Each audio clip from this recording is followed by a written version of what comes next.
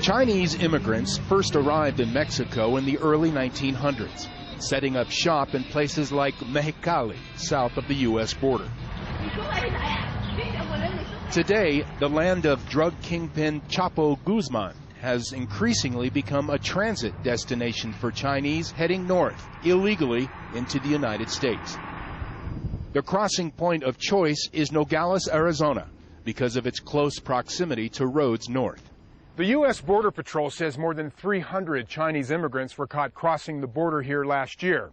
They've already surpassed that number in just the first quarter this year. There's another open gate. Chinese are one of the nationalities that we see more and more frequently, and so we are focusing on attacking the smuggling organizations that move Chinese across the border and into the interior of the United States. The journey for most is a long one from China's Fujian province. Smugglers called snakeheads fly them, often as tourists, to various South American countries, usually to Venezuela, Ecuador, or Peru, where visitor visa restrictions have been lifted. They eventually travel to Mexico, are handed over to local smugglers, and guided on routes well traveled by Mexicans themselves across the border into Arizona, the land they call Gumsan, or Gold Mountain. Everybody thinks America as Gumsan, you know, land of opportunity. If you want to come to America, you'll do anything. You pay the sacrifices, you pay the price.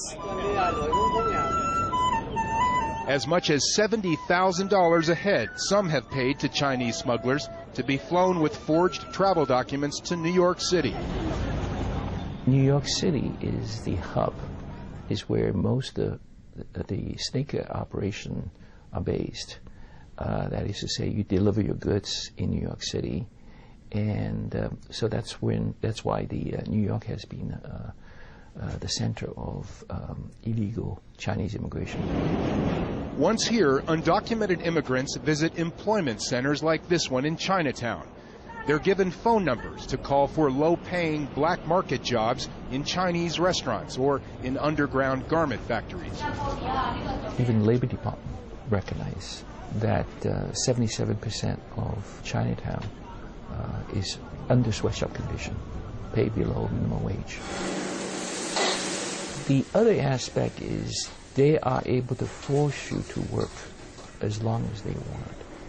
If you are being exploited, let's say, you cannot report it. If you report, then you yourself will be subject to deportation. Many live in rundown boarding houses like this one. This new life reaching Gold Mountain often becomes one working to pay off a mountain of debt accrued just to get here. Some of these people will have to borrow money from banks in China or borrow money from illegal underground banks. Under those circumstances, the debts have to be paid and usually enforced by gangsters to make sure they pay all these debts.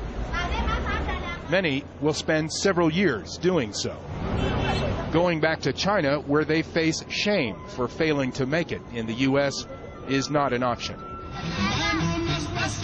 Still, the bleak mirage that Gold Mountain often turns out to be does little to discourage increasing numbers of Chinese from risking it all across the Mexican border to get here. Mike Hirsch, Al Jazeera, on the U.S.-Mexico border in Arizona.